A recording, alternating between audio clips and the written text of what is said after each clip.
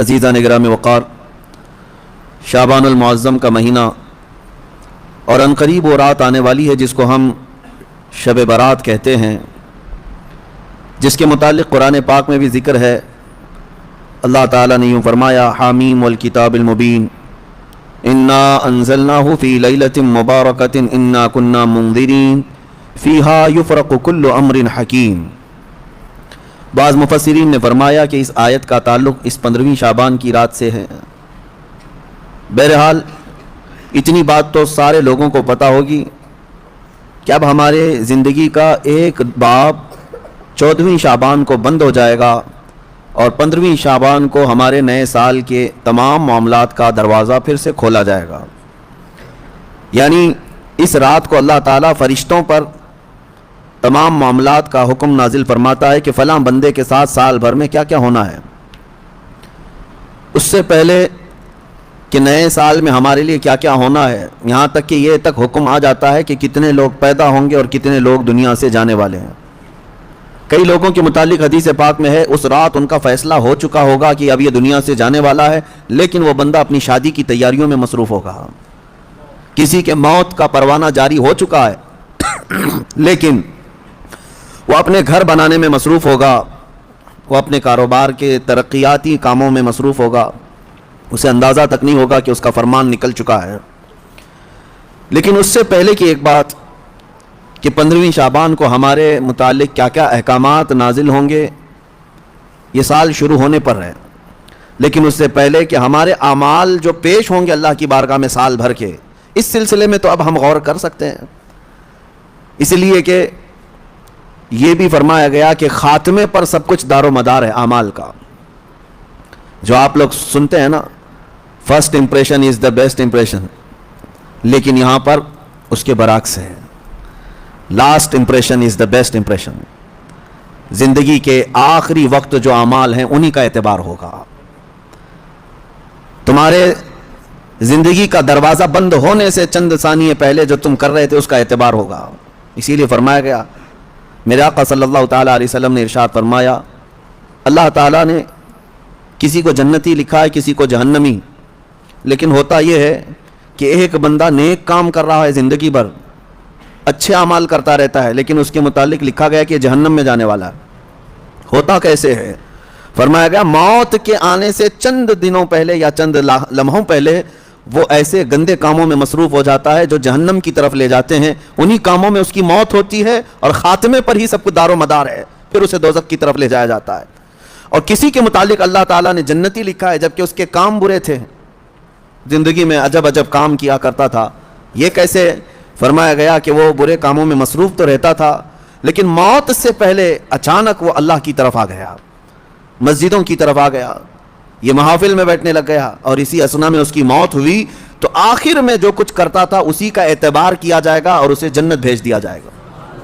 میرے عزیزوں، اب 15ویں شعبان سے پہلے میرے خیال سے 4 یا 5 دن بچے ہیں۔ اس سال جو کچھ بھی گزرا ہے اس پر اب ایک دروازہ بند ہوگا اور اللہ کی بارگاہ میں اس سال کی کتاب پیش ہوگی۔ یعنی شمسی سال کے اعتبار سے، انگریزی مہینوں کے اعتبار سے 2022 اور 23 انکم ٹیکس کا حساب ایسے ہی چلتا ہے، 20-21، 21-22، 22-23، اس طرح سے آپ کا 22 اور 23 کا حساب 4 دن کے بعد اللہ کریم کی بارگاہ میں جانے والا ہے۔ سال بھر کیا کیا کیا اس کا احتساب بھی ضروری ہے۔ اگر خود سے کیلکولیٹ کرو گے تو فیوچر تمہارا مستقبل اچھا ہو سکتا ہے، اگر احتساب نہیں کرو گے تو پرانی غلطیاں ویسی کی ویسی رہ جائیں گی اور اسی پر تم آگے عمارتیں بڑھاتے چلے جاؤ گے۔ احتساب اولیاء کاملین کی محفلوں کی ایک خاص تربیت کا نام ہے، احتساب۔ یعنی آپ آگے کے اینٹ رکھنے سے پہلے پیچھے ایک بار دیکھ لو کہ مجھ سے خطائیں کہاں کہاں ہوئی ہیں، غلطیاں کن کن باتوں پر ہوئی ہیں، اور اسی کو کہتے ہیں احتساب۔ یہ 4 دن جو آپ کے پاس بچے ہیں اس احتساب کے لیے بہت عمدہ ہیں۔ اور پھر ہو سکے تو جیسے ہمارے بزرگوں کا معمول ہے، ہم 14 شعبان کو بھی 15 شعبان کو بھی روزہ رکھ لیتے ہیں۔ وجہ کیا ہے؟ بعض لوگ خامخواہ ہم سے بحث کر رہے ہیں، اس کی دلیل کہاں ہے، اس کی دلیل کہاں ہے، یہ کہاں سے ثابت ہے، وہ کہاں سے ثابت ہے۔ ان کو شب برات کے روزوں کے متعلق بڑی عجیب سی بات ہے، بات صرف اتنی سی ہے کہ ہماری تمنا یہ ہے کہ ہمارے اعمال جب اللہ کی بارگاہ میں جا رہے ہوں 14 شعبان کو، اس وقت بھی ہم روزے کے عالم میں ہوں، اور جب ہمارا نیا سال شروع ہو رہا ہو اس وقت بھی ہم روزے کے عالم میں ہوں۔ کیا یہ بہتر طریقہ نہیں ہے؟ اسی لیے بزرگوں کا معمول رہا کہ اس سال جو بھی چلا، جیسا بھی گیا، گزرا تو ہے، لیکن اخیر وقت کچھ ایسے اعمال کر لو کہ اللہ کی بارگاہ میں جب یہ پیش ہوں تو تمہارے لاسٹ امپریشن کو دیکھا جائے، تمہارے آخری اعمال کو دیکھا جائے کہ آخر میں یہ کیا کرتا تھا۔ اور ہو سکتا ہے اس آخری عمل کی بدولت اللہ تعالیٰ پچھلے تمام گناہوں کو معاف فرماتے ہیں۔ آج چونکہ یہ جو محفل ذکر ہے رمضان سے پہلے کی شاید یا اب آخری ہے، میں سفر پر روانہ ہو رہا ہوں، اس میں اگلی 2 محفلیں ہماری نہیں آ پائیں گی، رمضان المبارک سے پھر انشاءاللہ ہوگی، لیکن آج میرے آنے کی خاص ایک وجہ یہی تھی، جبکہ میں مسلسل سفر میں ہوں، اسی وجہ سے میں آج یہاں پر آیا کہ میں خود اپنے لیے بھی اور سب کے لیے بھی 15ویں شعبان سے پہلے ایک ایسی محفل کریں کہ جو ہمارے اس گزرے ہوئے سال کے اوپر ایک ایسی مہر لگ جائے کہ اللہ اس محفل کی برکت سے ہمارے پچھلے گناہ معاف فرمائے۔ عزیزان گرامی وقار، میں بس مختصر سی بات عرض کروں گا۔ اللہ نے قرآن میں فرمایا ہے دوڑو اللہ کی طرف، ففروا الی اللہ، اللہ کی طرف دوڑے آ جاؤ، سابقوا الی الخیرات، نیکیوں کی طرف دوڑ بھاگ کرو، جتنا ہو سکے بھاگو۔ صحابہ کرام رضوان اللہ تعالیٰ علیہ مجمعین میں اس بات کا تو کمپٹیشن ہوتا تھا، وہ نیکیوں میں سبقت لے جانے کے لیے ایک دوسرے کے آگے بڑھنے کی کتنی تمنائیں کرتے، اور یہاں ہم کن چیزوں میں آگے بڑھنے کی ہوڑ لگی ہے دنیا میں، باقی نیکیوں کی طرف کتنے لوگ دوڑتے ہیں وہ سب کو پتہ ہے۔ اکثر کو تو یہ چاہیے کہ مجھے سب سے پیچھے والی جگہ ملے، نہیں، سب سے آگے بڑھنے کی تمنا کیوں نہیں ہے؟ سیدنا ابوبکر صدیق اور حضرت عمر فاروق رضی اللہ تعالیٰ عنہ کا معمول یہ تھا کہ حضرت عمر کہتے ہیں میں ڈھونڈ کر کے مدینے میں کچھ ایسی نیکی کرنا چاہتا تھا جو ابوبکر نہیں کرتے، کہیں پر بھی ان کے برابر ہو جاؤں یا ان سے آگے بڑھ جاؤں۔ بڑی مشکل سے حضرت عمر کو ایک گھر ملا، ایک بوڑھی عورت جس کا کوئی نہیں رہتا تھا۔ حضرت عمر نے طے کر لیا کہ اس کے بیوہ عورت ہے، اس کے گھر کا سارا کام میں کر دوں گا، کسی کو پتہ بھی نہ چلے، نیکی کا کام ہے۔ وہ فجر میں نماز کے بعد جا کر دیکھے تو اس عورت کا سارا گھر کا کام پہلے سے کیا ہوا ہے، جبکہ وہ بستر سے اٹھ نہیں پاتی، اس کے گھر کے برتن، اس کا بستر، سب کچھ صاف ستھرا ہے۔ دوسرے دن آ کر دیکھے وہی حال تھا۔ حضرت عمر کہتے ہیں تیسرے دن میں اذان فجر سے پہلے ہی چھپ کر دیکھنا شروع کیا کہ آخر اس کے گھر کا کام کرتا کون ہے۔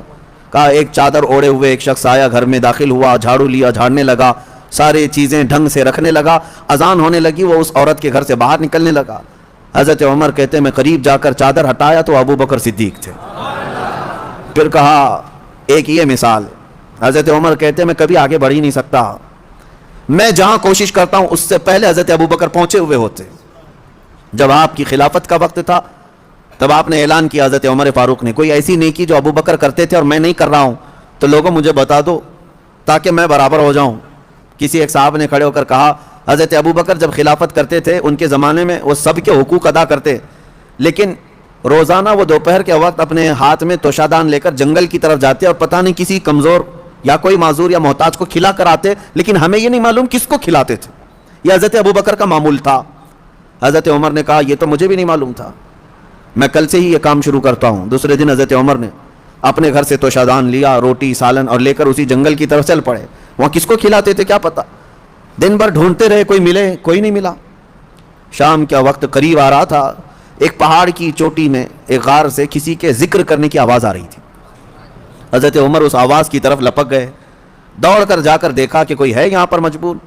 اللہ اکبر، جیسی غار کے اندر نظر پڑی تو دیکھا ایک ایسا شخص بیٹھا ہوا ہے جس کے ہاتھ بھی کٹے ہیں، پیر بھی کٹے ہیں، اور آنکھوں سے بھی بینا نہیں ہے، اندھا ہے، نابینا ہے۔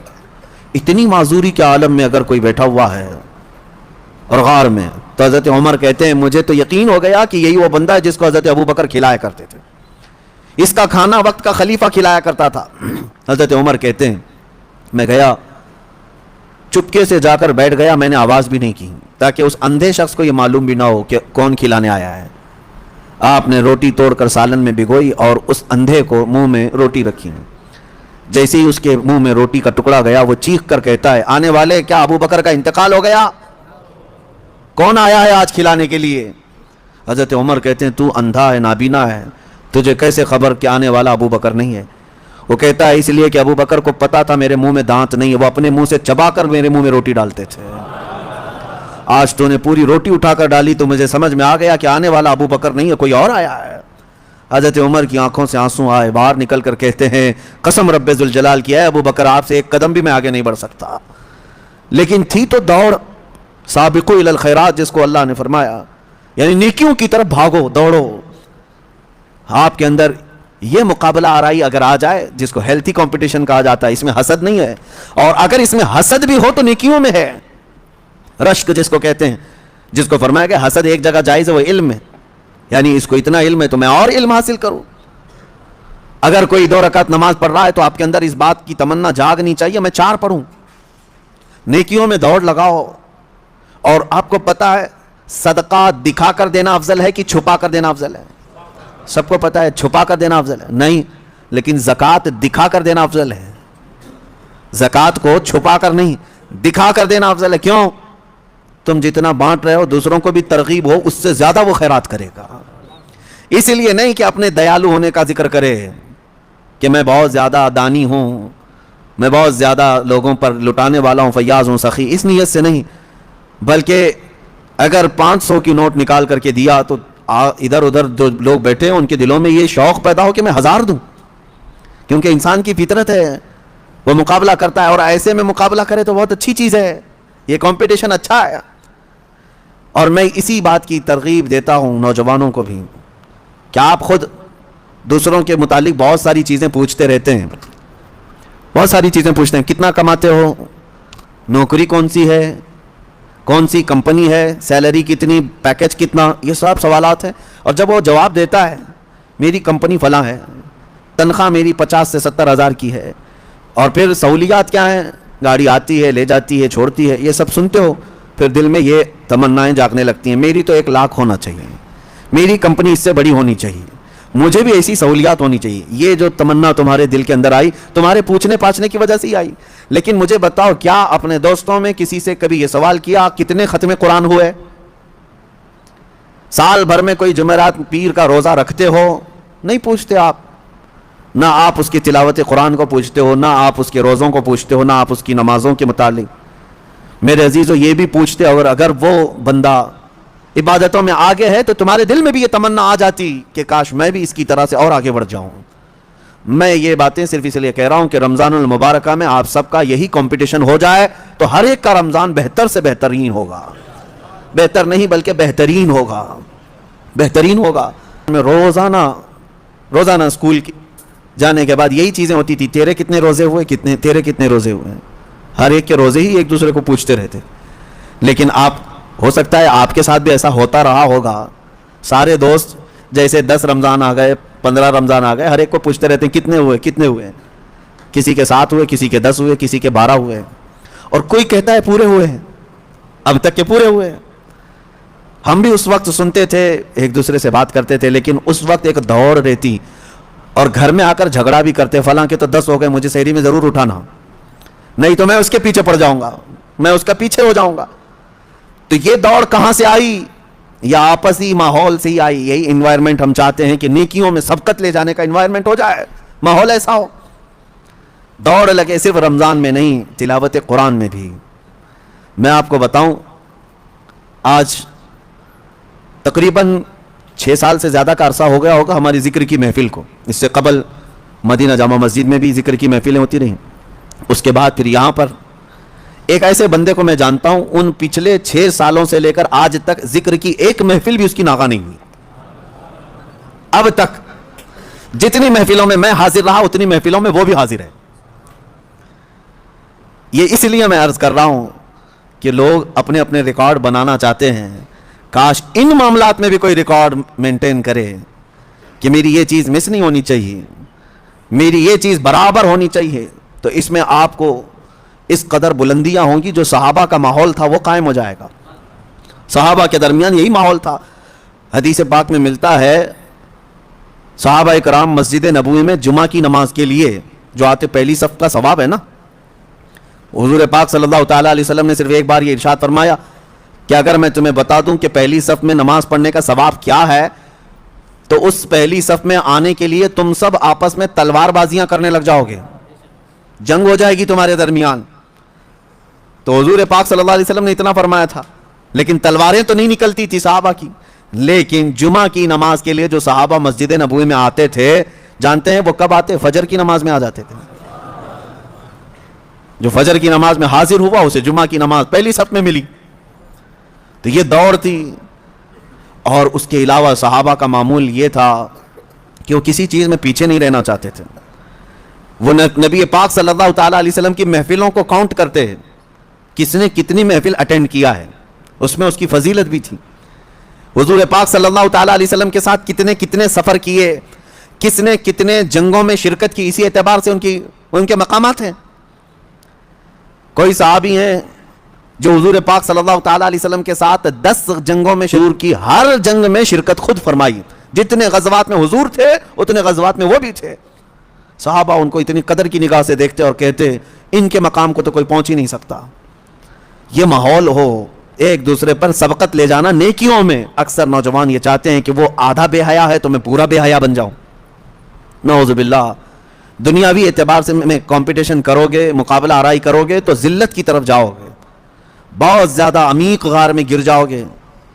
جانتے ہو آج اسی دکھاوے کے چکر میں, ریاکاری کے چکر میں پورا معاشرہ تباہ ہو رہا ہے, پورا معاشرہ برباد ہو رہا ہے. لوگوں کو دکھانے کے لیے کتنے کام ہو رہے ہیں آج. آج جاؤ ہماری شادیوں کے محلات دیکھ لو, پارٹیاں دیکھ لو, تمہارے برتھ ڈے کی پارٹیاں دیکھ لو, یہ سب ایک دوسرے کو دیکھ کر اپنی بڑھوتری بیان کرنا اور اپنی بڑائی ظاہر کرنے کا یہ ایک ہی مقصد رہ جاتا ہے. سب کا حال یہی ہے. اس میں دوڑ کیوں لگا رہے ہو؟ تم جتنا بھی دوڑو گے دنیا میں کسی سے پیچھے ہی رہو گے. کتنا کر لو گے؟ کسی صاحب نے اپنی بیٹی کی شادی میں 10 لاکھ روپے خرچہ کیے. آپ نے دیکھا اتنا ڈیکوریشن ہے, اتنا فلاں ہے, اتنا فلاں ہے. اسی دن سے آپ کے دل میں یہ تمنا جاگنے لگی میں 15 لاکھ کر کے دکھاتا ہوں. تیسرا کھڑا ہوا وہ کہا کہ میں 20 لاکھ خرچہ کر کے دکھاتا ہوں. ان تمام چیزوں میں کیا کمپٹیشن نہیں ہے, بلکہ باپ جو خرچہ کرتے ہیں وہ اپنی جگہ پر. خود نوجوان کو یہ فکر ہے میرا دوست اتنا خرچہ کیا تھا میں اتنا کروں. یعنی تم شادی اپنی زندگی کے لیے نہیں, اس کو دکھانے کے لیے کر رہے ہو. یہی تو دوڑ ہے.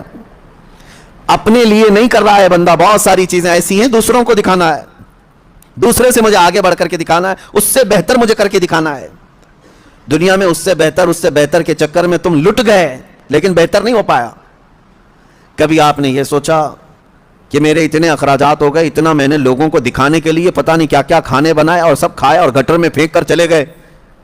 کوئی ایک بندہ ایسا ہے جو زلزلہ متاثرین اور دیگر فساد متاثرین جن کے گھر بار تک نہیں ہے, ایک بندہ ایسا ہے جو روزانہ 10 فقیروں کو کھانا کھلاتا ہے, کوئی 100 مسکینوں کو کھانا کھلا کر آتا ہے.